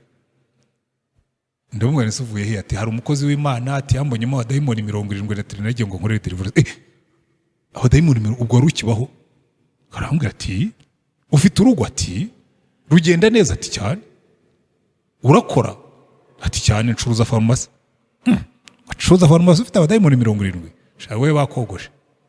Hari igihe umuntu akubwira ngo akubonyemo abadayimoni 70 nta yarimo. Ari ukubeye. Cyane. Ushobora kuba ufite ikibazo ariko ntibivuga ko ufitemo amadayimoni. Ntabwo ubundi dayimoni 70 zakubamo ngo yo muzima ntibibaho. Ntabwo bibaho. Ntushobora kugenda na dayimoni 70 we muzima. Uze zaho zirimo gukora iki? Wa mugani. Zikugendaho. Nubundi twese zitugendaho naha zirahari. Hari igihe bavuga ngo nangaho nta twicaye ubuzirahari. Ntabwo dayimoni zintera ubwo wagiye. Naho ubuzirahari zirimo ziratwumva. Ntabwo ugitinya dayimoni bo guhora. Jewe ugirwana ibitero byabo. Oya niyo n'ufite amahembe. Hari abantu bakubwira ngo abantu bafite amahembe. Uzanye umunyamahembe ukamubwira utira mugabo afite amahembe akarahutaka. Ntabwo nta kibazo. Mubwira ze duturanye. Tuzareba urushundi imbaraga.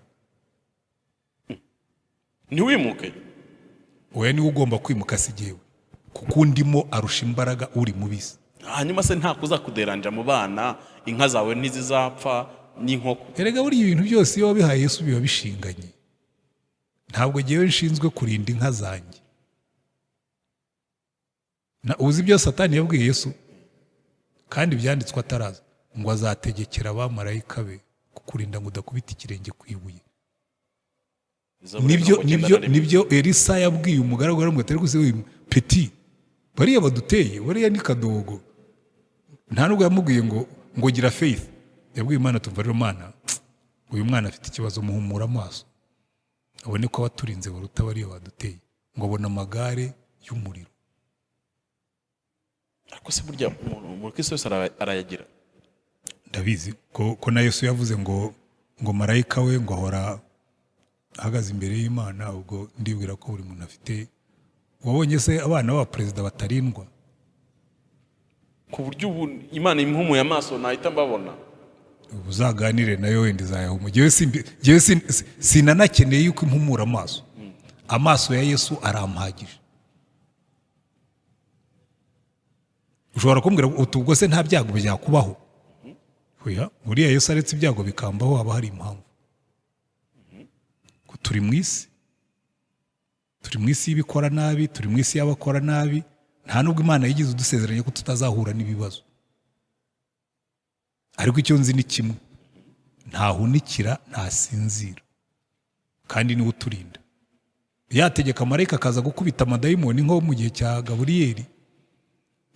Yakwiyizira we ubwe nka Yohana ari mu kugirwa cya Patimo. Icyo nzi nuko undinda ni umwami wanjye. Icyo rero nicyo gituma ntagira ubwoba. By the way, iyo nsanze amadayimoni nkayo sibyo nakubwiraga se. Jewe naragiye nsanze amadayimoni yicaye mu rugo rwanjye yamfatiye umukozi. ndabanza nzenguruka inzu mvugana na Yesu mubwira ngo Yesu aya madayimoni koko anzire mu rugo karero manumva baramwe uko naguhaye ubutware se genda ubukoresha nanjye ndaza mpagara muri confidence dayimoni ndakubwira ngo hano ni iwanjye mu izina ry'umwami wacu wakunesheje n'abashoboja bose mvira mu rugo simple haragenda hari uburyo tudayimoni twinshi dukubita abantu hasi by the way tuba utubwa ariko hari ibindi by'ibikogonyozi nyine bibanza bigashyiramo resistance ariko nabyo bigeraho bikagenda biba birimo gupima imbaraga zawe. Ese koko abademoni bakwica umuntu agapfa bakamuhamba neza bakamuherekeza bakamuririmba iwacu mu ijuru? Ubwo biba bigenze gute? Ararimbuka? Oya, ubu succeed kwishe warimbuka. Iyo abadayimoni baje bagafata ubwenge bwawe bagafata umubiri wawe bakakwica ni nk'uko umuntu yagutema ugapfa. Ntabwo bafata ubugingo. Oya, uzarebe no kuri Yobu Imana yaramubwiye ngo ugende ukore ku mubiri ariko ntukore ku bugingo bwo simbugwa. Iyi Imana itamubuza ntiyari kumufata bwo? N'ubundi nibyo Satani yagerageje gukora. Erega burya Satani azi ubwenge. Werega uzi Paulo yaranditse aravuga ngo duhagare tudatsinzwe n'iki n'uburiganya bwa Satani. Burya icyo Satani yaratangiye gukora kuri Yobu ni ikintu cyitwa assault, gutangira kumunga kwizera kwa Yobu. Yarabanje akoresha ibyago, abona ntibimunyeganyeje, aca mu mugore aramubwira ati tuka Imana, uracyakomeje gukiranuka. Burya ryari ijwi rya Satani, uracyakomeje gukiranuka kwawe, tuka Imana nurangiza wipfire. Ushobora kubibwirwa n'umuntu cyangwa nawe ubwawe ukajya ubyumva muri wowe. Ubuse nta bakristo benshi uzi bahuye n'ibibazo yagira bakavuga ngo n'aya Mana nta kimaze, akisubirira mu nzoga n'ubusambanyi. Kuko Satani yaramuga ati ibyo bya bindi by'Imana bavugaga ngo busiri hehe. Burya na Yobu nicyo Satani yararimo gukora, yararimo kwataka kwizera kwa Yobu. Inshuti ze zigeze aho ngaho ziratangira nazo ziti rero Yobu twagusesenguye twakwanarije, buriya hagomba kuba hari ibyaha wakoze. Ntabwo ibyago nk'ibi bishobora kuza ku muntu w'umukiranutsi, ihana ibyaha byawe bishyira ahagaragara. Yobu akabwira ati ariko ndarahira Imana nta byaha nakoze rwose. Burya birya byitwa urucantege. Uzi gutangira kwisuzuma wishakamo ibyaha utakoze. Satani agira akakubwira ati rero urabona nta byaha wakoze ariko Imana yirakubaraho ibyaha. Kandi buriya strategy ya Satani iyo ashaka kumunga umukristo arabanza akamunga kwizera kwawe, akakubibamo gushidikanya. Baraterubuni Imana yabigukunda ikagukorera biriya. Imana yabigukunda ukaba mu bushomeri ukabumaramo iki gihe cyose. Nta Mana nta n'ibyayo, buri Imana irakubeshya. Iyo rero yamaze kumunga kwizera kwa gushakira ibisubizo, akakuzanira umugabo niba uri umukobwa, dore igisubizo ahubwo cyihuse. Kumva ngo umukobwa w'umurokore ngo yaguye mu busambanyi kubera ubukene. Ntujye ubyumva? Icya mbere Satani abanza gukora, arabanza akamunga kwizera kwawe, yarangiza akagushakira ibisubizo. Ikintu rero uba ugomba kurinda, burya nicyo Yobu yararimo gukora, avuga ati jyewe niyo yanyica nzakomeza nyizere. Ati kandi hari kimwe nzi, niyo namara gupfa nzayibona, amaso yanjye azayibona saa yundi. Burya yarimo gukora iki? Yabaga arimo kurwana nuko gushidikanya Satani ashaka kumuteramo. Bivuze ko Satani amutse yatatse kwizera kwa kakumunga, n'ubundi abademoni bo gufasha abantu kwica banarimbuka. Oya, iyo kwizera kwajegeye. Erega buriya uzarebe strategy za Satani ushatse wazigira no mu ntambara zisanzwe. Icyo bita kampanye y'amakuru. Uzi inkotanyi zikirwana nuko mwebwe mwari mukiri batoya muri za 90 bajyaga birirwa ibinyamakuru byasohotse, uzajye muri ntuza muri memorial uzabibona, bagashushanya serikeye bagashyiramo Kagame yambaye ibintu, mbese bamwerekana ngo yarapfuye, ubundi bakamwerekana ngo yarananutse, ngo yarishwe ngo n'imvunja, ngo na sida n'ibiki byose. Izo kampanye ntabwo abantu bazi ko zigira imbaraga. Kampanye zikwemeza ko ntacyo gifite, ko nta mbaraga. Birirwaga uzi kampanye zabaga hano mu gihugu birirwa bavuga ngo inkotanyi ngo zifite imirizo, ngo n'amaso atukura, ngo ni utuntu tw'utugegera. Hari umuminisitiri umwe wigeze kubivuga. Kubera iki? Kubera ko ni uburyo iyo campagne de diffamation na Satani arayikoresha.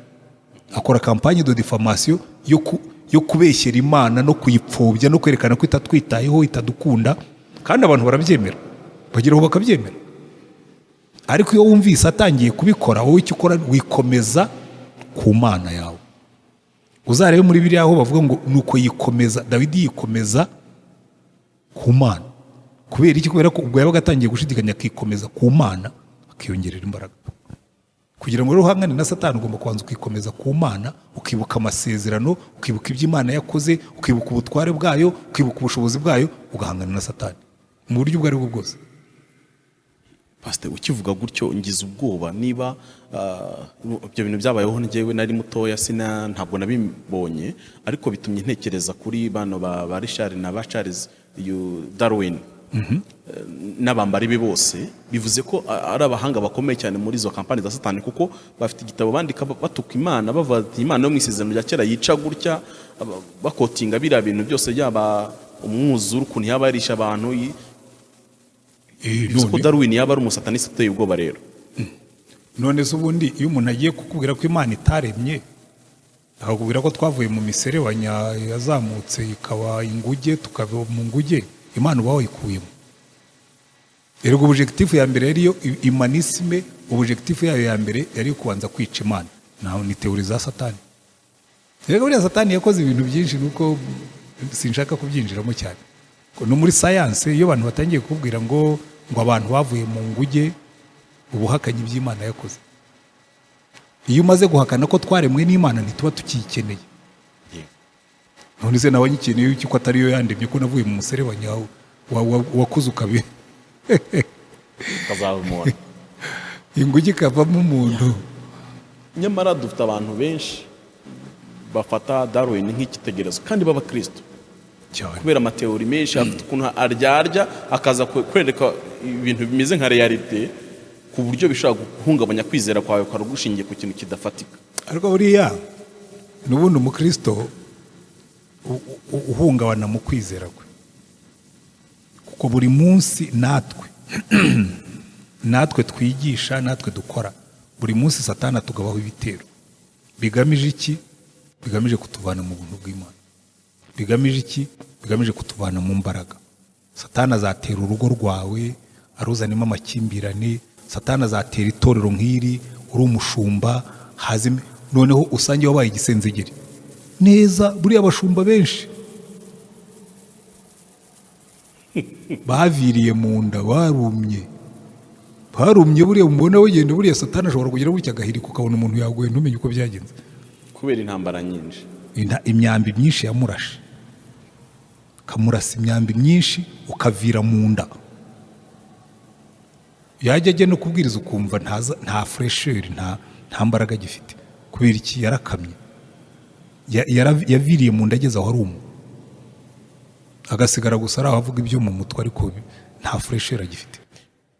Tugaruke ku ntambara zo mu buryo bw'umwuka. Dufite abakobwa benshi basazi iwabo, ariko bakakubwira ngo ni ibintu by'iwabo, kandi ni abarokore, barakijijwe rwose. Arakubwira ati njyewe nakijijwe ndi umwana, no kugira ngo akwemeze ati njyewe nuzuye umwuka wera, kandi Imana turavugana ibintu bimwe n'ibindi.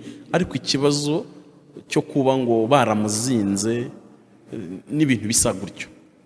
Mva rero nkubwire, njyewe sinjya mpakana ibyo ntasesenguye ngo mbibone neza. Abantu barambwira ngo uriya mukobwa baramuzinze, ariko ubwo ku isi yose bagomba kuba bazinga, kuko no muri Amerika barahari batarongowe, no mu Burayi barahari batarongowe, na kera babaga bahari batarongowe, babyitaga kugumirwa, babyitaga kugwa ku ziko. Nta kintu gishya agiye mbonamo.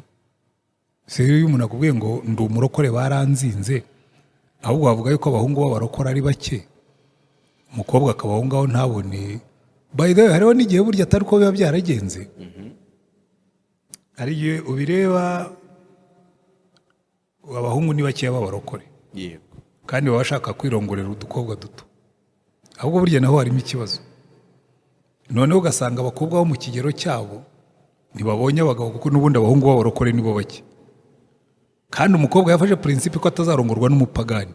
Si uko abapagani bataje, ariko yarabanze. Hariho n'igihe n'abarokore baba baraje akabanga, akazageza ahantu hakabura n'umuza, noneho akagera ahantu batazagaruka, noneho akajya kubwira ati buriya baranzinze. Uretse ko no kuzinga bishobora kubaho, simbizi, ariko simbihakana cyane, kuko buryo wakubwiye ibyo Satani akora ntukabihakane. Rwose Satani ashobora kujya ku muntu akamutera ikibengero kandi ari mwiza, bibaho. Kuko ibyo Satani akora ashobora kujya rwose akajya guteranya n'abantu, akavuga ati uyu nzamuteranya n'abantu ntabwo azagenda. Ibyo bibaho. Hari ikiganiro nigeze nakora kuri Zaburi Nshya, abadukurikiye barakizi, ni umubyeyi witwa Penina, yatubwiye ko yari afite imbaraga avanye muri Tanzania n'ahantu henshi hatandukanye, ariko yari afite ukuntu aroga abantu akagutongera, cyangwa se akaba yakwisiga amaraso ngo y'agasamunyiga n'ibindi bintu yakoreshaga, yagusuhuza gusa n'amagambo ari butongereye. Yavuga ko akoreshaga amagambo 12, ibyo bintu bikagufata, ariko ukijijwe ntibigufate nyine. Udakijijwe byaragufataga rwose. Hanyuma nkibaza ibyaba ibihombo, byaba inyatsi ngo ziteye ubwoba ku buryo bwose ushiduka byarangiye. Dufite abantu baba bacuruza ibintu bihambaye, ariko ejo n'akazagara kuko ati dusenge byagiye byose byarangiye, kandi ni inyatsi y'umuntu ayibohokaho gute? Ariko buriya ngira ngo dukwiye kujya dusesengura. Hari umuntu akubwira ati jyewe nagize inyatsi, ariko ari ugucuruza nabi. Uragiye ufasha amafaranga miliyoni 30, uzishoye mu mabuye y'agaciro, nta registration ufite, nta license, amabuye wayazana bakayafata, uti nagize inyatsi. Uragiye ucuruje butike, ntiwandika, ntubara, ishizemo, buriya ngiye nagize inyatsi. Rimwe na rimwe usubiye inyuma wasanga atari inyatsi yabayeho. Icyakora bibaye nka bimwe bya Yobu, ukagura ikamyo ikikubita hasi gashya, ikamyoneti wari ufite nayo igahirima, ushobora kuvuga niyo ni inyatsi. Ariko ubundi inyatsi zigenda buhoro buhoro. Ariko ngewe simbikuraho byose, ahubwo twagombye gusenga, ufata imitungo yawe uyiragize Imana, utegereze urebe. Ko hari ibintu byinshi abantu babona birimo gukiranirwa. Hari ubutekinike wamara gukora wamaze kwibonoka ugaha nk'Imana icya 10 cyinshi, ibindi bintu byinshi kwa Imana noneho yemere kuza muri bya bintu ibirinde. Wamye tubwira ngo n'inkoko zawe Imana ikazirinda n'inka, ariko se nk'inka ikomoka ku inka ya mbere watunze ryari ihugu cyangwa cyari ikintu cy'abandi wibye, ariko irabyara usiga ufite nk'ijana, urashaka ko isa zirinda, birasaba. Ariko ubu ninde yakubwiye ko inka zavuye mu bujura zizakubitwa n'inkuba? Aya mazu yose ari muri uyu mujyi n'ay'abarokore wapi? Ntabwo Imana iba muri business yo guhombya abantu, na Satani ntajya akora business yo guhombya abamukorera. So ibyo rwose, kandi iyo ukijijwe ufite ibintu wivaniye kwa Satani, ntabwo Imana isubira inyuma ngo ibihomye ngo kugira ngo ukizwe. Yavuga ati fine, iriya ni iminyago yawe wivaniye kwa Satani, ubwo ugiye kugenda ukiranuka ikomereza. Ntaho bihuriye. Hari abantu ujya numva bavuga ngo rero ngo biriyo ngo wabikuye kwa Satani, ngo nutabisubizayo. Noneze uzafata umuntu ufite ama etage hano mu mujyi, wenda yakuye yariganije umuntu, akuramo amafaranga yubaka amazu, hanyuma namara gukizwa umubwire ngo rero ngo aya mazu yose ugomba kuyatanga, ngo kubera yuko yakuye mu buriganya bw'amafaranga. Yarariganije, ariko arangije akuramo ibintu. Imana iravuga ngo uko iburasirazuba hitaruye iburengero bwaryo, ngo niko nzashyira kure yanyu ibyo mwakiraniwe. So ibyo wakiraniwe Imana iravuga ngo fine, ubuzima bwawe muri Yesu butangiriye aha, tugende. Ubwo Satani ntashaka kujyaza kureba ku mutungo we, kuko nawo aho ukuye se ubu kiruwe. Erega buriya Satani nawe ajya yihombera, byihorere. Ibyo Satani yahombye byinshi. Hari abantu benshi yagiriye inama bakora ibintu hanyuma baramucika. Bazabwira ko barakizwa. Azo abantu bakijijwe barakoze amanyanga bakaba bakize. Buriya mu barokore ugiye gucekinga mu barokore basobanutse, uzabakoze amanyanga kera batarakizwa uko bangana ni benshi. none se ubu se bose barahombye Ubwo Imana ihita ibihwanyiriza muri rya jambo ivuga ngo iminsi yo kujijwa narayirengagije. cyane. Iminsi yo kujijwa irayirengagiza ikabwira ngo "Okay, iyo minsi yo kujijwa reka tuyisibe wowe utangire bundi bushya." Hanyuma iyo ubikoze noneho warakijijwe. Ibyo biratandukanye. Uretse ko iyo ubikoze warakijwe nabwo erega imbabazi z'Imana giye sinjye ntushobora kuzirondora. Ntushobora kuzirondora iby'Imana. Ni ose wa mwana w'ikirara watwaye ibintu bye byose akayabyayisha ubugoryi bw'agaruka akamubabarira. Iby'Imana itubabarira ntiwabimenya. Gusa ikibazo mbwira abakristo, hari igihe ushobora kwibeshya ngo ngiye kubijyamo, ngo Imana mbaye nyiteye umugongo ngiye kubijyamo, ngo hanyuma nimara kunguka nzagaruka, ugapfiramo ntugaruke. Burya se Samusoni ntiyararyamye ku biro bya Dalila? Burya se y'Abafilisitiya bagenda kumwica uretse ko bageneye kumukuramo amaso akajya gusika ingano z'Abafilisitiya, iyo baza bakamuca ijosi sugira ngo ryari gusubiraho? Byari kuba birangiye. Byari kuba birangiye aguye mu byaha.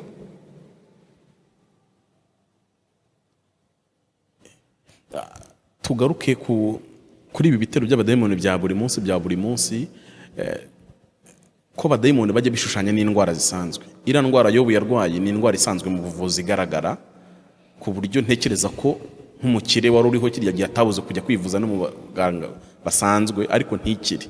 Mu gihe ino ntambara iriho y'abarokore, dufite abarokore bacikisha abarwayi babo mu bitaro, iyo kesi tujya duhura nayo kenshi. Imana yamubwiye ngo uyu muntu ntarwaye ino ndwara, cyo abaganga bayipima barayibona, kuko ntekereza ko n'ira ndwara Yobu abaganga barayipimaga akabona iyo ariyo, ariko ntiba yakira. Ibi bintu tubihuza gute? Izi ntambara z'umwuka na siyanse bijyana biti? Ubundi baba ibintu bibiri. Iyo usuzumishije kwa muganga bakabura indwara kandi umuntu arwaye, icyo gihe ushatse washyiramo gucekinga n'amasengesho niba hatarimo ikibazo, cyane cyane iyo ubona ko hashobora kuba harimo ikibazo. Kuko niba umuntu arwaye kanseri ni kanseri, niba umuntu arwaye ibibyimba ni ibibyimba. Bishobora kuba biturutse kuri Satani cyangwa hehe, ariko byafasha umubiri. Icyo gihe babivura nk'indwara z'umubiri, ariko bidakuyemo no gusenga. Erega ibi ngibi reka sinzi ko umuntu ashobora kubisesengura ibintu byo mu mwuka iyo byinjiye mu mubiri, kubisesengura byose ukabimara inyuma ntibikunda, kuko biza mu buryo butandukanye. Kugira ngo uzabitandukanye bikenera umwuka, ariko noneho n'iby'umwuka nabyo ugasanga tubifiteho ikibazo. Abantu bashaka kukubonera ibisubizo by'umwuka rimwe na rimwe aho bitari, kandi ari ibintu by'umubiri, aho hakabaho ikibazo. So dufite ikibazo cy'imyumvire, ikibazo cy'imikorere n'imikoreshereze y'impano z'umwuka, ku buryo byaratwiciye cyane. Ntabwo cyoroshye, kubera ko iyo usesenguye uriya murwayi w'igicuri Yesu yakijije, ibimenyetso byose afite ni nabyo indera bagaragaza ku murwayi w'igicuri gisanzwe cyane. Iyo ntambara rero kugeza ino saha, ntabwo ubwira umuganga w'indwara zo mu mutwe ngo uno muntu aba ni abadayimoni. Arakubwira ati reka reka. Icyo gihe umurwayi tumutware gute? Oya, ariko mwebwe ni mu musengero ubwo yagiye kwa muganga, hanyuma igicuri nikigaruka mwongere mu musengere. Hari igikomeye kirimo se? Ubundi siyanse n'imbaraga z'umwuka ntibirwanyanya, biruzuzanya.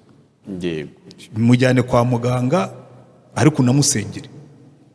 Arwana kubwira ngo yanga ubwo yagiye kwa muganga ngo Imana ntiyakora. Ntabwo intego y'Imana ari ukwemerwa. Imana ye rwose irishoboye, irihagije. Ushobora kumujyana kwa muganga mukanamusengera, byombi kabikoreramo umuntu agakira, nta kibazo Imana igiramo. Aba bantu barwara bagakemuza ibibazo byabo kujya mu bapfumu, aho ni ikibazo, kubera ko numvishe dufite bahagarariye idini gakondo mu Rwanda. Nigeze mu biganiro bagenda batanga, ndetse bo urumva barwanya ubukristo babyeruye, kuko banatanga fakti z'uko hari abakristo byananiranye mu matorero bakabazanaho bagakira kubera ikibazo bafitanye na basekuruza bo mu miryango. Ibi bintu bigenda gute? Niba bakubwiye ngo iki ni ikibazo, ngo sogokuruza wanyu yakubwiye ko mugomba kumukura bino mwaranze, ariko sinzi impamvu mutumva strategy ya Satani. Hari ikintu bita intambara yo kunaniza, guerre d'usure, intambara yo kunaniza. iyo satani ayizi cyane. Satani araza akavuga ati okay, uyu muntu ndamushaka, akaza akigira rubibi rwa ibibi rwose akanga kuvamo, agaca inyuma akabwira abantu ati ariko murimo murata umwanya, uyu muntu mwari mukwiye kumujyana ku mupfumu bizihuta. Mwamujyana ku mupfumu, satani akabwira dayimoni ati intego yacu twayigezeho, uvamo. Wa muntu yayobotse umupfumu, Imana bayipfobeje. Njyewe nenda kukubwira ngo ibyo rwose ni strategy ya satani, kandi nakubwiye ngo burya ushaka kumva urugamba rwa satani uzige urugamba rw'isi rusanzwe. Intambara y'ubutita guerre froide, intambara yo kunaniza guerre d'usure, satani arazikoresha cyane.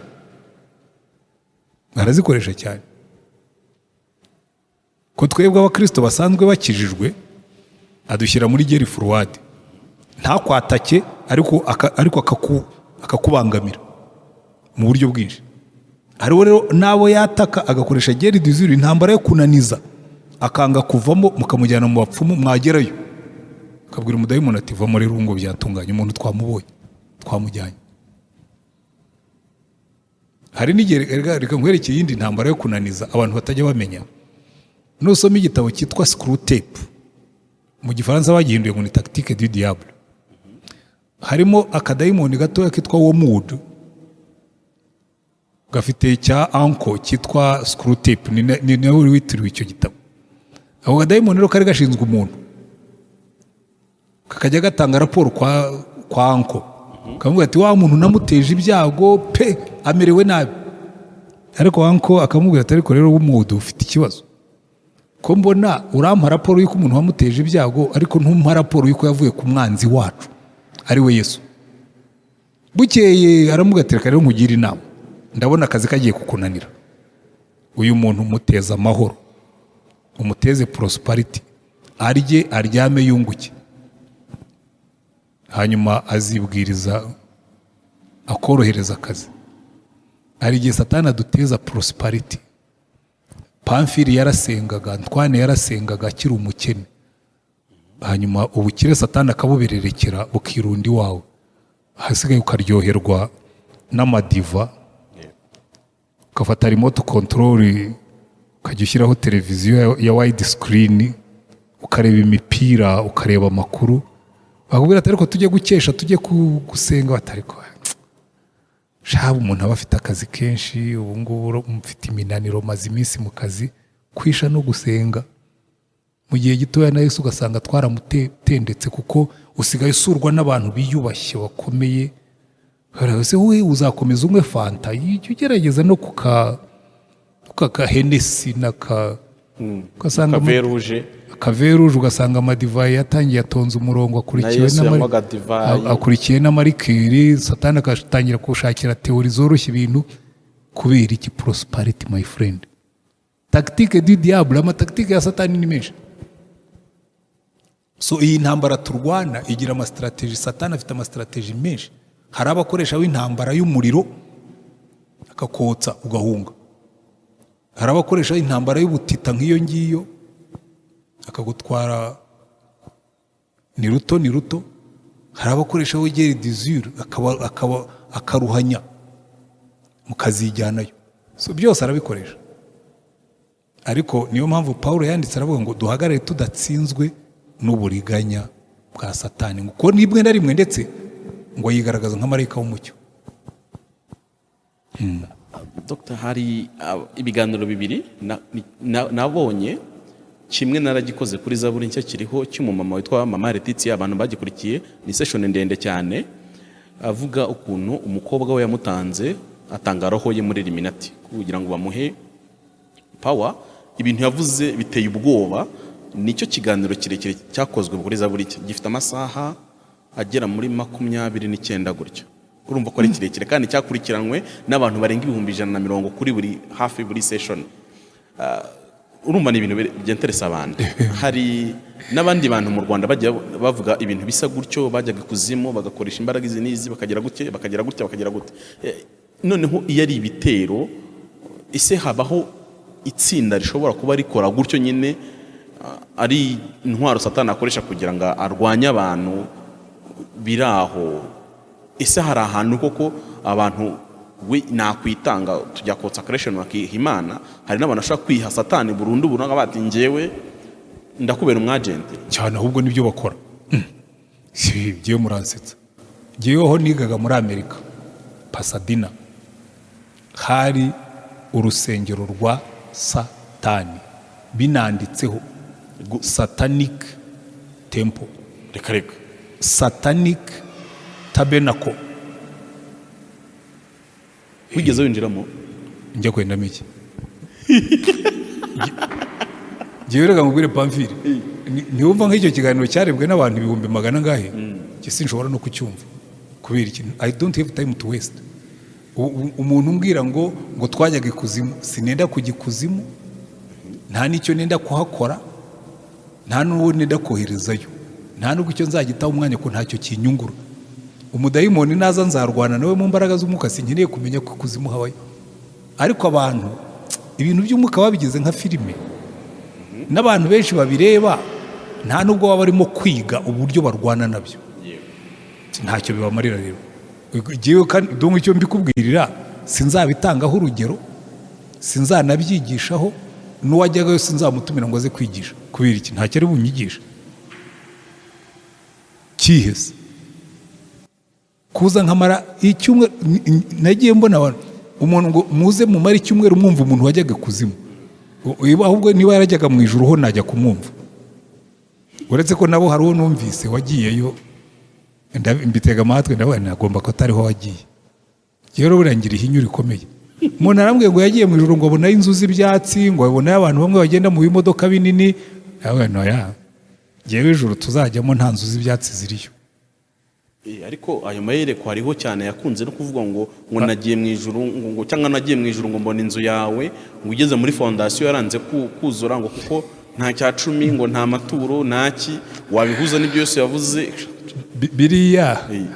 Biriya ngira ngo ni za illustration abantu bakoresha kugira ngo batere abantu umwete. Ariko ngewe ijuru ririmo inzu zituzuye, ijuru ririmo inzu zirimo umwijima, ijuru ririmo inzu z'ibyatsi, ntabwo ari ijuru tuzajyamo. Nawe kujya wumva amayereko. Yesu yabivuze ko inzu zacu zarateguwe, zirubatse kandi zidahari, mba mbibabwiye. Nonese izo nzu zituzuye niziye ngo inzu yawe ngo igeze ngo mu madirishya. Abantu bamwe bagenda ku magara, abandi bagenda muri vieti mu ijuru, abamarayika bagenda muri vieti ziye. Biriya ni ibishushanyo wenda umwuka akoresha kugira ngo abantu bagire umwete, cyangwa se umuntu aba yaratekereje, simbizi. Ariko ntabwo baba bagezeyo. Icyo nzi ni kimwe, nta mwijima uba mu ijuru, ngo twabonye ngo abantu bamwe ngo batuye mu mazu arimo umwijima, ngo batarimo amashanyarazi. Aho si nta n'amashanyarazi azaba mu ijuru, kuko nta n'izuba n'ukwezi bizabayo. Imana niyo izaba umucyo wacu. Ngewe nemera Bibiliya, ibindi bisigaye n'ibihangano. Ko iyo tukurikije ko Bibiliya ivuga abamarayika nta bitsina, ko ntibabyara, kuko Yesu yarasubije abasadukayo bamubazaga ngo mu ijuru uyu ngo yazarongorwa nande muri bano 7 bamushatse mu isi, aravuga ngo tuzabaho mu ijuru nta rongorwa. Tujya twumva n'abantu batubwira ngo batwaye inda z'abadayimoni. Yewe buriya ngewe hari ibintu ntajya ntindaho, ntajya mpakana, kubera ko nanjye hari za buriya reka tujye tubyemera yuko iby'Imana yavuze niko kuri. Ibyahishuwe ni ibyacu, ibihishwe ni iby'Imana.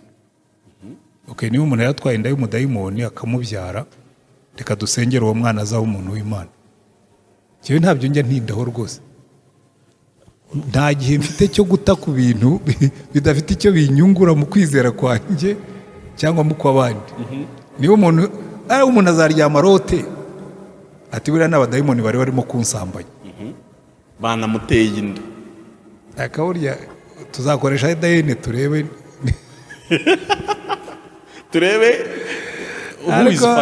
ariko umva ngewe reka tuzabitegereze. Uwo mwana wavutse kuri dayimoni ntegereje kuzareba ubwoko bwe. Ariko hari inyigisho numvishe zivuga ko hari abantu bari hafi umuntu bakaba ikindi gicara abadayimoni ari nabo numva bamwe mu bateoloji bahuza na rama giant yo mu itangiriro, abana b'Imana n'abana ba Satani, n'uyu munsi bo ntibapfa ahubwo bavukira ahandi. Numvishe n'umwe mu bantu bakomeye cyane mu Rwanda byigishaho nubwo nta mukotinga izina. Umva ibyo ni uruvange rwa Oriental religion, Hindu, New Age n'ibindi. Reka ikibazo dufite Pamfili, buriya iyo umwuka adakora abantu bihimbira udukoryo twinshi. Umuntu akavuga ati hari abantu badapfa baba reincarnated. Iyo ni teori ya Hinduisme n'andi madini yo muri Aziya daheri. Reincarnation ntabwo twebwe tuba reincarnated. So mujye mureka twemere Bibiliya. Izo ni teori ntazi ukuntu nabivuga. Ntushobora kuba reincarnated. Bibiliya tubwira ngo twe turapfa umwuka agasubira ku Mana yamutanze. None se uwo muntu wabyawe ni daimoni ngo noneho akavamo we akajya gusubira kongera kwinjira mu wundi muntu. Iyo ni teori ya reincarnation iba muri New Age. Teology ya New Age bamo ibyo bintu ntabwo iyo ari biblique. Abo rero hari abantu basoma ibintu bikabaryohera noneho nabo bakabikwirakwiza. Ntibone ko barimo gukwirakwiza ibintu bya New Age bivanga New Age ivanga ubukristo n'amadini orientale yemera ibyo bya reincarnation, ukazaba reincarnated, ukaza rimwe uri umuserebanya ubundi uri igiki. Ibyo bintu biteye ubwoba kuko umuntu yanyohereje iyo video icyo gihe ndebye nsanga munyije atamanga ceceka uyu muntu ni docteur muri theology kuko amutemwe okireka kavuga ngo ngiye umuntu namusengeye niba ari umwaka n'igice musengeye hano i Kigali. Yanze gukina n'ibyo Imana amubwiye gutyo ngo umwana wo kurimbuka. Kuba ari docteur muri theology ntibikuraho ko ashobora kuba umuyobe. Abayobe benshi abazanye ibintu by'ubutinganyi. Muri Amerika dufite abasenyeri b'abateolojiye, abapastori b'abateolojiye, abaposoruzi b'abateolojiye bafite PhDs muri theology b'abatinganyi babishakira ibisobanuro. Ntabwo byantangaza kubera ngo umuntu ngo afite doctora muri theology ntabwo bivuga ko ari biblique. Mujye mutandukanya ibintu, mumenye kurondora imyuka, mumenye kurondora inyigisho. Dr. Murakoze. Ibintu byose tubirondoza Bibiliya. Umuntu uzaza akambwira ngo hari reincarnation, nzabwira ntoke reincarnation ntabwo iri biblique ariko mu madini orientale irahari. So ubwo wagiye muri New Age. Ikibazo nuko Kristo wa mugani wavuga ngo we ntukire data ni pasteri, bagize abapasteri babo nk'Imana ku buryo icyo avuze cyose nikivuguruzwa nubwo cyaba gipfuye. Uzasome mu gitabo cy'ibyakozwe n'intumwa, Luka yaranditse ngo ariko abi Beroya bo bari beza, ngo ibyo wumvaga byose babirondozaga ijambo ry'Imana. Tugomba kumera nk'aho Kristo bi Beroya. Teori zose wumvise ukazicisha muri mikroscope y'ijambo ry'Imana. Ngo abana bigeze guturika mwarimu wabo yabigishaga ibintu bya zoology, ibintu by'inyamaswa n'ibindi. Habamo akandi ka branch kiga ibintu bya insect, nibagiye ukuntu bakita. Iyo science yari umuhanga muri ibyo bintu bya insect, buri turiya dusimba tuguruka. Aravuga ati ariko uriya professor turashaka kuzamutega umutego akagwamo. Baragenda bafata udusimba twinshi, bafata umutwe w'urutambara bawutera ku gihimba cy'uruyuki, bateraho amaguru y'ijeri, bateraho amababa y'utundi dusimba, barangiye bakuramo igisimba nyine kitagira famille, kitagira classe. Bazanira professor bati professor iki gisimba cyatuyobeye. Arakireba ati ariko nanjye ndabona kinyobeye koko. Tindi specialiste w'ibintu ariko ndabona iki gisimba kinyobeye. Ati ariko mwihangane ho gatoya. Azana rupe cya kirahure bakoresha akubiseho akuruye, abona kore hagati y'umutwe n'igihimba, abona kore hagati y'amaguru n'igihimba, abona kore ku mababa. Aravuga ati ati iki gisimba amenye icyo ari cyo. Bati turamufashe. Bati professor ati nicyo muhiye famille cyitwa ngo iki? Aravuga ati nta famille kigira, ni igihimbano. Inyigisho nyinshi ni ibihimbano. Fata lupe y'ijambo ry'Imana ukurure wagarandise uzahita ubona aho bikorakoye komite yarateranirije. Nk'ibyo bintu byose ni n'agahinda ko umuntu abwira ngo afite PhD muri theology. PhD se mu biki? PhD mu bihimbano. Yasomye ibintu bya New Age, aba umuhanga wabyo kubera ko akeneye abantu bamukomera amashyi. By the way, n'izi kamera zanyu nazo zarabyongereye, akeneye aba viewers, akaza akaguha ibintu nk'ibyo bipaca. Ntabwo ibyo bishingiye kuri Bibiliya, kandi intambara yo mu mwuka irwanishwa ijambo ry'Imana. Ndagushimiye kandi mu mwanya wose mwaduhaye, nibwire ntashidikanya ko umukristo wadukurikiye yungutse byinshi, ariko nifuzaga ko bari mu ntambara none uyu munsi bazirimo, hari abari mu ntambara baterwa n'ibisekuru bavukamo, hari abari mu ntambara baterwa n'imyuka mibi y'ahantu bakorera n'ibyo babayemo.